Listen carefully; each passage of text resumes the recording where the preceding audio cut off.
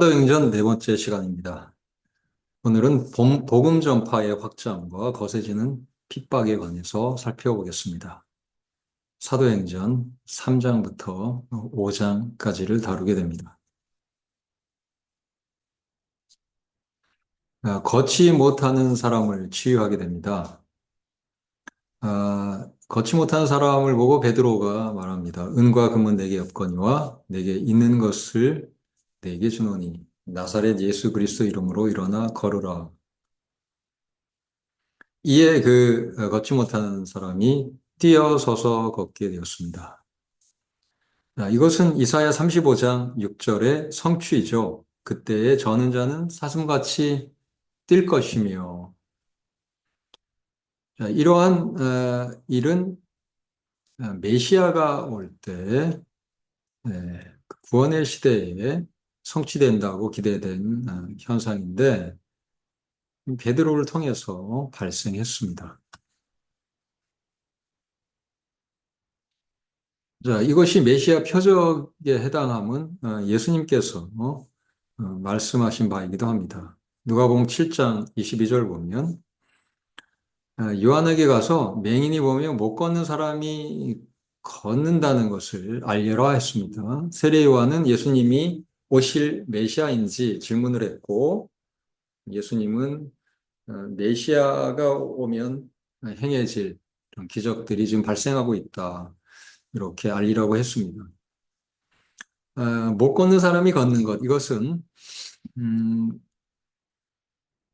예수님을 통해서 이루어졌고 예수님이 메시아임을 입증하는 증거였던 것입니다. 그런데 그러한 증거가 베드로를 통해서 또한 나타났던 것인데요.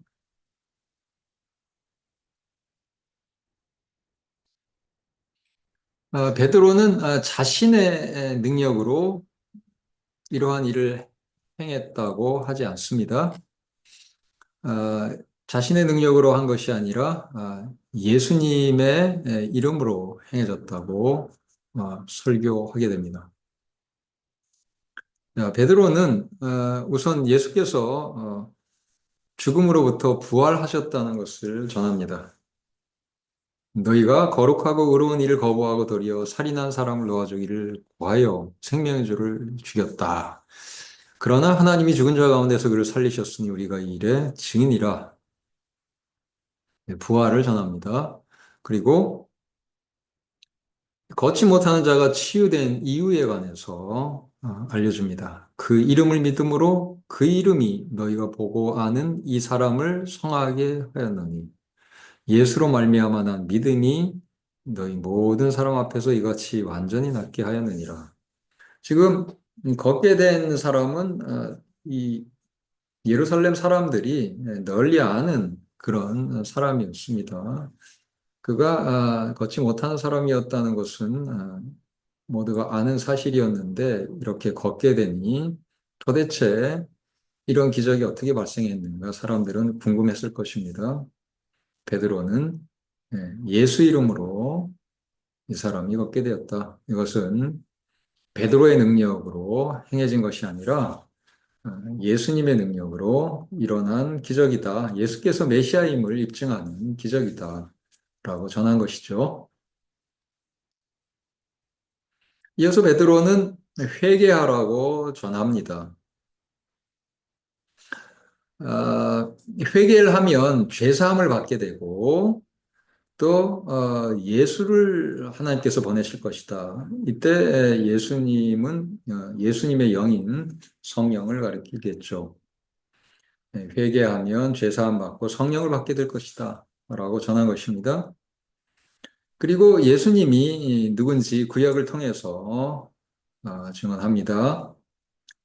모세가 말하되 주 하나님이 너희를 위하여 너희 형제 가운데서 나 같은 선지자 하나를 세울 것이다. 너희는 무엇이든지 그의 모든 말을 들을 것이다. 자, 이 신명기에 나오는 말씀을 인용하고 바로 여기에 나오는 선지자에 해당하는 분이 예언된 그 선지자가 바로 예수님이다 라고 전하는 것이죠.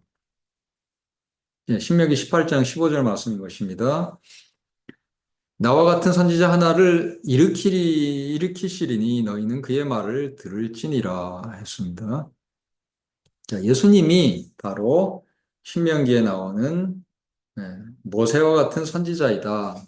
자, 이것은 하나님께서 직접 음성으로 증언하신 바이기도 합니다. 누가복음 9장 35절을 보면 구름 속에서 소리가 났는데요. 이는 나의 아들이다. 나의 택함 받은 자다. 너희는 그의 말을 들으라 해서 신명기 18장 15절을 연상시킵니다. 그러면서 신명기 18장에 나오는 이 모세와 같은 선지자가 바로 예수님임을 하나님께서 직접 증언하신 것입니다. 자, 베드로는 이어서 예수께서 구약에 나오는 아브라함의 씨, 아브라함의 자손에 해당하는 분이다라고 전합니다.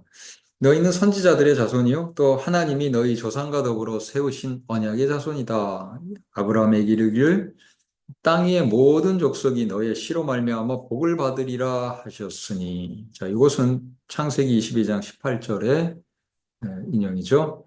내 씨로 말미암아 천하 만민이 복을 받으리라. 예. 그런데 여기에 아브라함의 씨에 해당하는 분이 바로 예수님이다. 그래서 예수님을 통해서 땅 위의 모든 족속이 복을 받을 것이다. 라고 전한 것입니다. 자, 예수님을 통해서 땅의 모든 민족들이 복받는다는 것은 사도 바울의 신학에서도 발견되죠. 로마서 1장 16절 보면 내가 복음을 부끄러워하지 않는다. 이 복음은 모든 믿는 자에게 구원을 주시는 여기에 모든 믿는 자 이방인을 포함합니다. 구원을 주시는 하나님의 능력이 됨이라 먼저는 유대인에게요 그리고 헬라인에게로다. 여기서 헬라인이 추가되는 것은 모든 민족들이 포함되는 것을 암시합니다. 유대인들의 최고 의회인 사내들인의 신문을 받게 됩니다. 대제사장이 질문합니다. 이 걷지 못한 사람 걷게 한 것에 대해서 무슨 권세와 누구의 이름으로 이 일을 행했느냐? 대제사장이 질문하니까 베드로가 대답합니다. 너희와 모든 이스라엘 백성들은 알라. 너희가 십자가에 못 박고 하나님이 죽은 자 가운데서 살리신 나사렛 예수 그리스도의 이름으로 이 사람이 건강하게 되어 너희 앞에 섰다. 예수 그리스도의 이름으로 이 사람이 예, 치유되었다라고 전합니다. 자, 예수님이 유대인들이 기다리던 메시아임을 여기서 전하고 있고, 하나님께서 이 예수님을 죽은 자들 가운데서 살리셨다라고 또 증언하고 있습니다. 그리고 그 예수의 이름으로 이 걷지 못하는 자가 걷게 되었다라고 전합니다. 사도행전 4장 11절에 보면 이 예수는 너희 건축자들이 버린 돌로서 집 모퉁이의 머릿돌이 되었다라고 베드로가 증언하는데요. 베드로는 여기서 시편 118편 22절을 인용한 것입니다. 건축자가 버린 돌이 집 모퉁이의 머릿돌이 되었다. 건축자, 유대 지도자들 가리키는 유대인들의 용어일 텐데요. 이 유대 지도자들이 배척하여 버린 돌은 히브리어로 에벤, 그래서 히브리어 벤, 아들이라는 뜻의 단어 벤하고 발음이 비슷하죠. 그래서 이 돌은 하나님의 아들 메시아를 가리킬 수 있습니다. 메시아가 유대 지도자들의 배척을 받는데 하나님께서는 높이신다라는 이 말씀이 시편에 있는데 이 말씀을 예수님께서 성취하셨다. 너희 건축자들, 너희 유대 지도자들이 배척했는데 하나님께서 음, 모퉁이 머릿돌로 높이셨다라고 증언하는 것입니다. 자, 이것은 예수님께서 스스로 자신에게 적용했던 시편 구절이기도 합니다. 누가복음 20장 17절을 보면 그들을 보시며 이르시되 그러면 기록된 바 건축자들의 버린 돌이 모퉁이의 머릿돌이 되었느니라 함이 어찌 미냐 하면서 시편 118편 22절을 자신에게 적용합니다. 그래서 자신이 유대 지도자들의 배척을 받게 되지만 하나님께서 그대로 두지 않으시고 살리셔서 다시 살리셔서 어, 높일 것이다 어, 라는 것을 암시하죠. 자, 베드로에게서 이런 생각이 처음 나온 게 아니라 이미 예수께서 가르치신 내용이고 베드로는 그 가르침대로 지금 어, 증거하고 있습니다. 자, 유대의회 사내들인 어, 이 베드로에게 사도들에게 경고합니다. 도무지 예수의 이름으로 말하지도 말고 가르치지도 말라 이렇게 경고하는데 베드로가 또한 요한이 어떻게 반응합니까? 하나님 앞에서 너희 말을 듣는 것이 하나님의 말씀 듣는 것보다 옳은가 판단하라. 하나님 말씀과 사람의 말 중에 누구 말을 들어야겠느냐? 유대 최고 의회인 사내들인의 경고라도 하나님 말씀을 능가할 수는 없다. 우리는 하나님 말씀 듣겠다라고 한 것이죠. 20절. 우리는 보고 들은 것을 말하지 아니할 수 없다. 이 사도들이 아주 담대하게 그 유대 의회의 경고를 거부하고 있습니다. 우리는 말하지 않을 수 없다. 하나님께서 말씀하라 하셨으니 우리는 말씀 말하겠다. 그리고 우리가 지어낸 것이 아니라 이건 보고 듣고 이게 좀 목격한 증인이기 때문에 우리가 목격한 것을 우리는 전하겠다라고 한 것이죠. 자, 예루살렘 교회가 기도하는 내용이 소개되는데 29절 주여 이제도 그들의 위협함을 부어보시옵고 또 종들로 하여금 담대히 하나님의 말씀을 전하게 하여 주시오며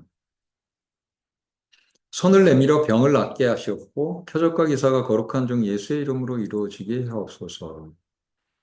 자, 첫 번째 기도는 하나님 말씀을 담대히 전하게 하옵소서. 이런 유대 최고 의회 같은 곳에서 협박을 하죠. 그러나 담대하게 이에 굴하지 않고 하나님 말씀을 전하게 그들이 목격한 것을 증언하게 해달라고 기도합니다. 두 번째는 손을 내밀어 병을 낫게 표적과 기사가 예수의 이름으로 이루어지게 예수님의 이름으로 무엇 걷는 자가 걸은 것 같은 많은 놀라운 기적들이 발생하게 하옵소서라고 기도합니다. 첫 번째 기도 제목이 말씀과 관련된 것이고요. 두 번째 기도 제목은 이런 말씀이 전해지는 곳에 따라다니는 증거로서의 이런 표적, 병고침 등의 표적이 나타나게 하옵소서. 결국은 사도들이 전하는 이 예수님은 메시아다라는 말씀이 옳다는 것, 예수님께서 정말 부활하셨다는 것 증거할 때에 표적과 기사가 따라서 이 말씀이 확증되게 해달라는 것입니다. 그러니까 초점은 뭡니까? 예수님이 메시아이다. 예수님이 부활하셨다라는 이 내용이 담대히 증거돼서 사람들이 믿고 돌아오도록 없어서 초점은 말씀에 있는 것입니다.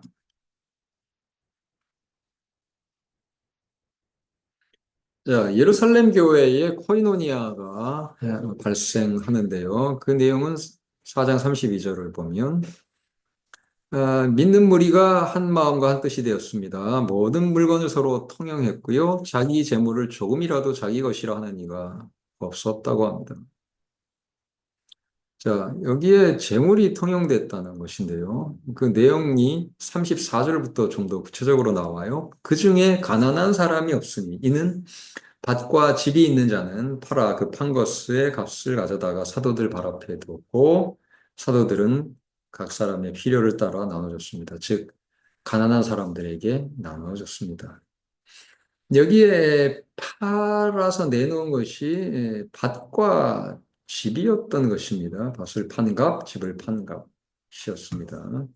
당시에 재물이라고 할 수 있는 것은 값이 나가는 것은 이런 밭이나 집이었던 것이죠. 에, 농경 사회였던 것이고 오늘날 같이 생산 수단이 뭐 주식도 있고 은행에 예금도 하고 뭐 코인도 있고 뭐 이런 다양한 시대가 아니고 농경 사회에서 가장 중요한 생산 수단은 토지였던 것이죠. 그래서 이것을 팔았다. 그리고 가난한 자들은 그러한 토지가 없으니까 소작을 해야 되는 그런 사람들이었겠죠. 그런 사람들에게 이제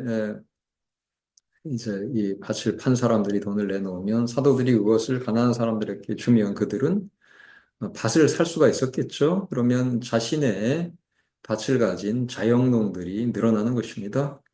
그러면 소작을 하지 않고 자신의 밭에서 수확을 하니까 가난을 벗어날 수가 있겠죠. 자, 4장 36절부터 보면 구브로 키프로스 섬입니다. 거기에서 태어난 이 레위 지파 사람이 있었고요. 이름이 요셉이었고요. 바나바라고 그를 불렀습니다. 그에게 밭이 있었는데 팔아서 사도들 발 앞에 뒀습니다. 그러니까 바나바도 이렇게 밭을 팔아서 내놓은 사람 중에 하나였습니다.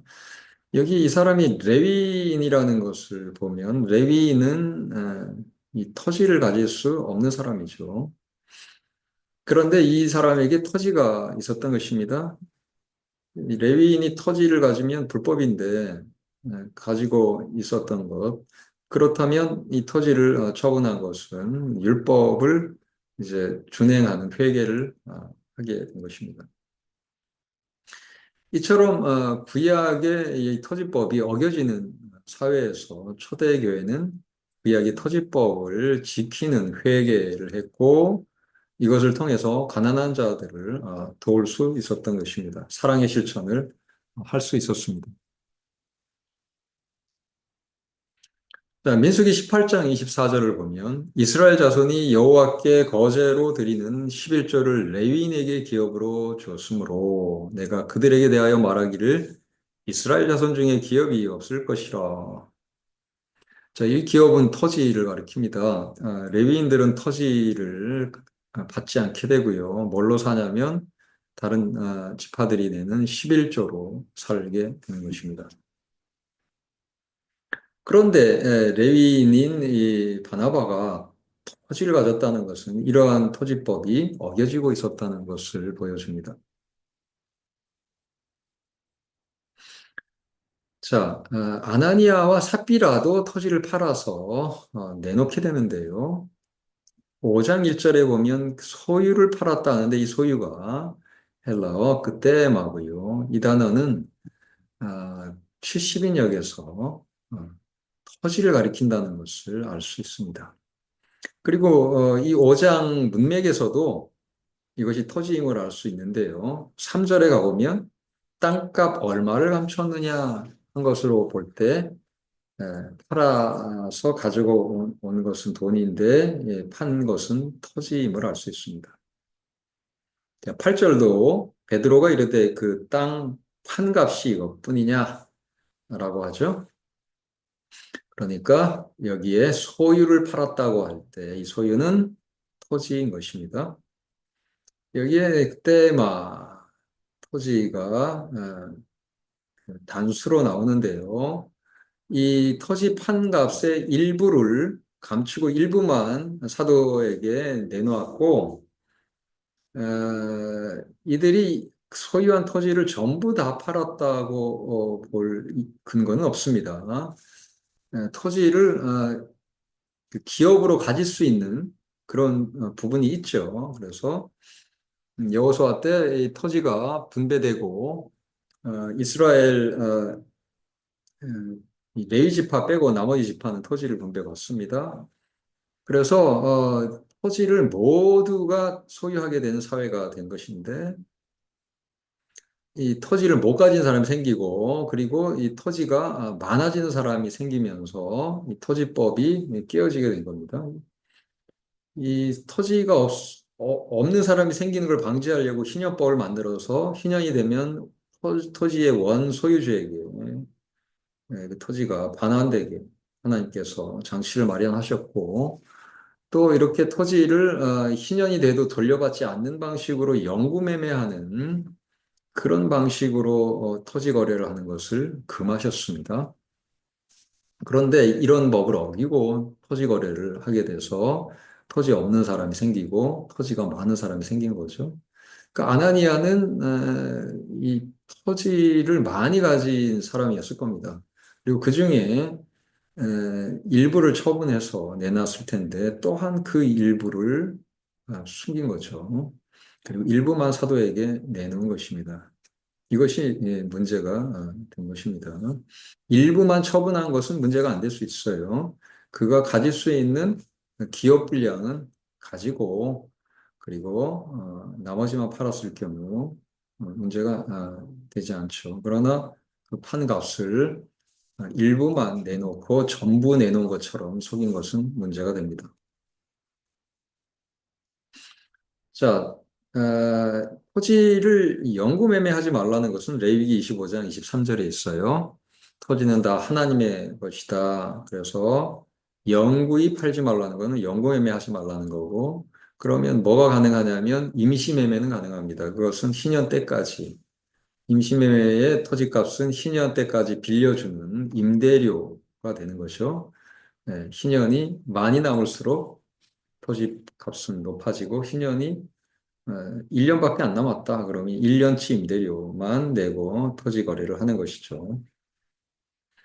자, 영구매매가 아닌 임시매매는 신년 때까지의 거래이기 때문에 28절을 보면 신년이 이르러 돌아올지니 그것이 곧 그의 기업으로 돌아갈 것이니라. 신년이 오면 토지는 원주인에게 반환됩니다. 이것은 매우 정당한 토지 거래가 되는 것이죠. 임대료를 주고 임대를 했으면 임대 기간이 끝나면 반환돼야죠. 자, 그런데 반환하지 않으면 이것은 남의 토지를 도둑질한 것이고 돌려줘야 되는 것입니다. 아니면 영구 매매를 하지 말아야 되는데 했다면 이것도 회개해야 되는 것이고요.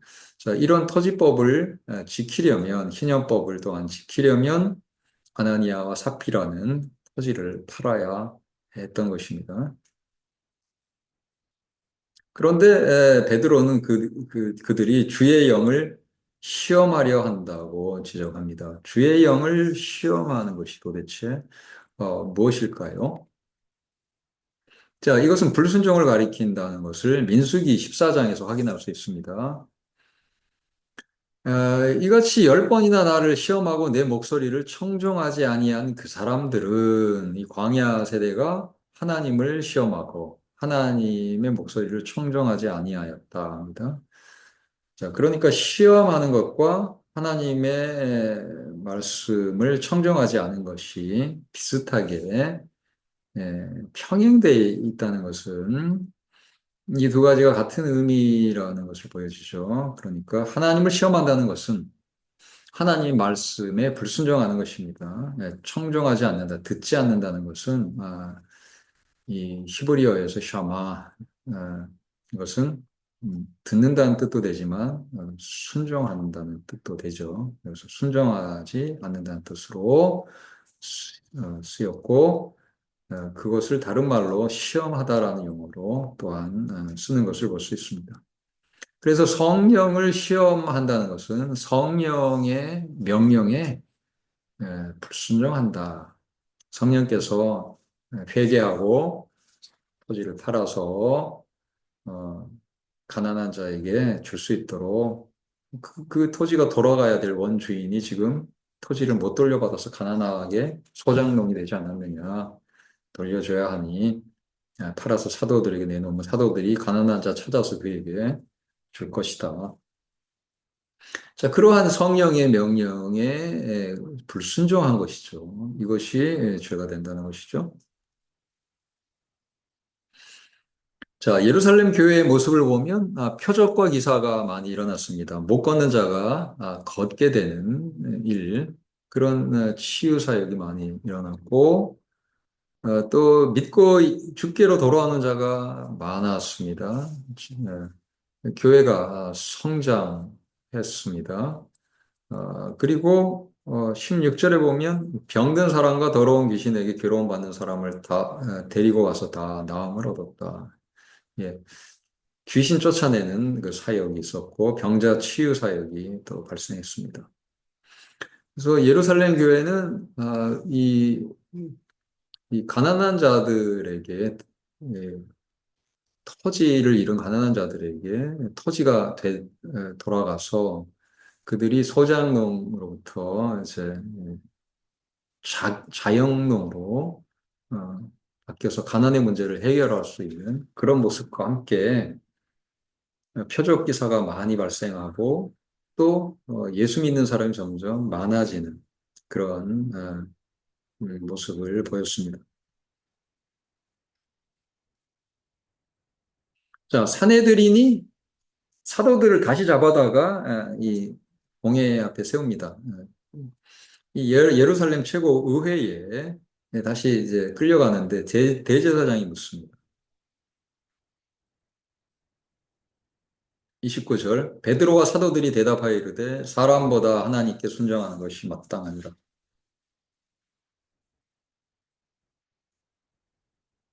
자, 대제사장은 뭐라고 합니까? 이 이름으로 사람을 가르치지 말라. 엄금했다. 자기들이 엄금했다. 그런데 왜 계속 가르치느냐 한 거죠. 이 사람의 피를 우리에게 돌리고자 함이 아니냐. 그러니까 자기들이 결국은 예수님 죽인 것을 시인하는 거죠. 그러면 예수님의 이름이 이렇게 널리 퍼져나가면 결국은 하나님께서 예수님을 부활시켰으니까 예수님 정당했고 예수님을 죽도록 그 빌라도에게 넘긴 어, 자기들이 잘못되었다라는 것이 이제 입증되게 되죠. 그러면 곤란하단 말이죠. 자기들이 곤란하니까 좀 이런 걸 전하지 마라라고 하는 것인데 베드로와 사도들은 사람보다 하나님께 순종하는 것이 마땅하다. 사람 두려워하지 않는다. 우리는 전해야 되겠다. 하나님께서 예수님 부활시켰으니까 그 하나님이 하신 일이고 하나님께서 예수님 정당하다고 부활이라는 역사적 사건을 통해서 증거하신 것인데 이것을 전하지 않을 수 있겠느냐는 것이죠. 예. 30절 너희가 나무에 달아 죽인 예수를 우리 조상의 하나님이 살리시고 이스라엘에게 회개함과 죄 사함을 주시려고 그를 오른손으로 높이사 임금과 구주로 삼으셨다. 임금 구주 왕을 삼으셨다. 또 구원자로 삼으셨다. 자, 메시아 개념이죠. 예수님이 바로 메시아다. 그리고 그 증거로 부활을 제시합니다. 그리고 자신들이 이 일을 목격했다고 하죠. 우리는 이 일의 증인이다. 하나님이 자식에게 순종하는 사람들에게 주신 성령도 증인이다. 라고 담대히 대답합니다. 자, 거기 이 사내들인 회의에서 가말리엘이 예, 제안합니다. 가말리엘은 매우 존경받는 율법교사다라고 하는데 그의 제안은 이러합니다. 39절 만일 하나님께로부터 났으면 너희가 그들을 무너뜨릴 수 없겠다. 도리어 하나님을 대적하는 자가 될 수도 있다. 이렇게 말을 해서 이 사도들을 죽지 않도록 하는 역할을 하죠. 예. 이 가멜리엘은 힐렐이라는 유명한 랍비의 제자이고요. 그리고 그 힐렐을 따르는 그 학파의 대표입니다. 그리고 바울이 이 가말리엘에게서 배웠죠. 그래서 가말리엘은 바울의 스승이기도 합니다.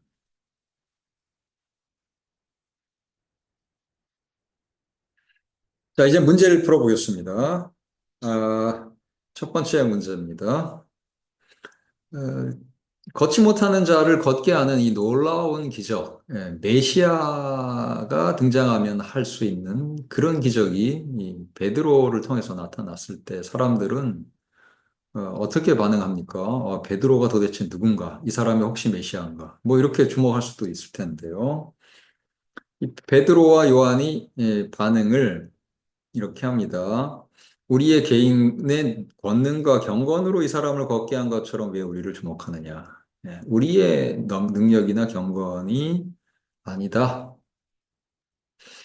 그리고 예수님을 전합니다. 너희가 거룩하고 의로운 일을 거부하고 도리어 살인한 사람을 놓아주기를 구했다. 그리고 생명의 주를 죽였다. 예수님을 거룩하고 의로운 이 생명의 주라고 증언하고요.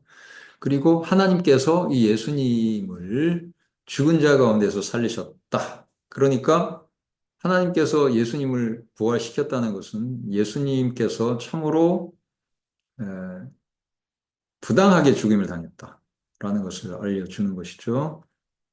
그리고 예수님의 주장대로 예수님께서 신성을 가지신 메시아이다. 이것을 하나님께서 인정하신 거라는 것이죠. 그리고 부활을 우리가 목격했다. 우리가 이 일의 증인이다라고 합니다. 그리고 그 예수의 이름이 너희가 보고 아는 이 사람을 낫게 하였다.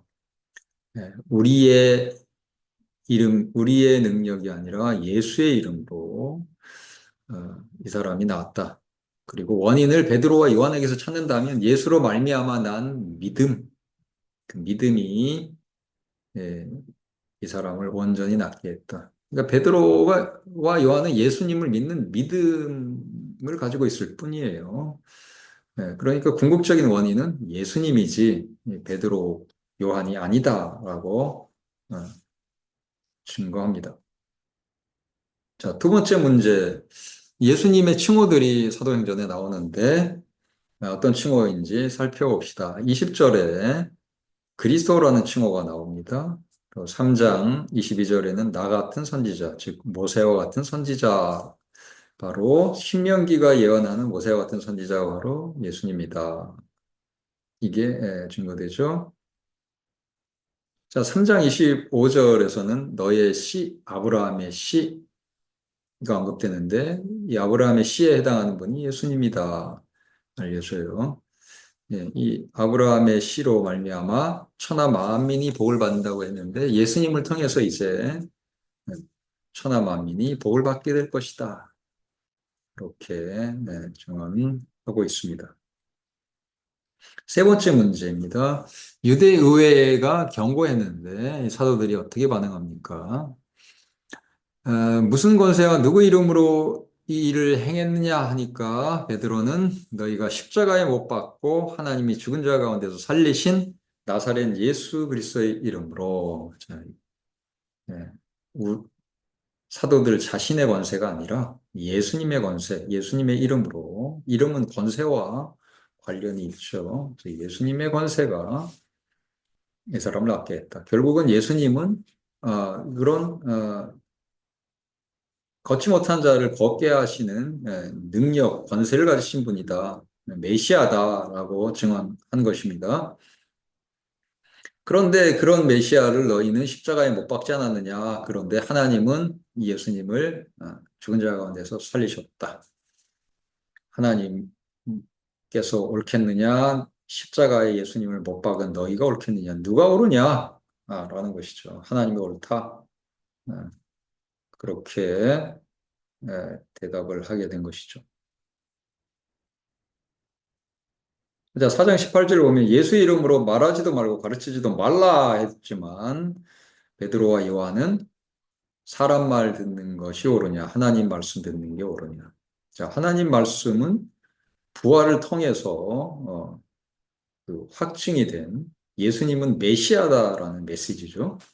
사람의 말을 뭡니까? 예수님은 예,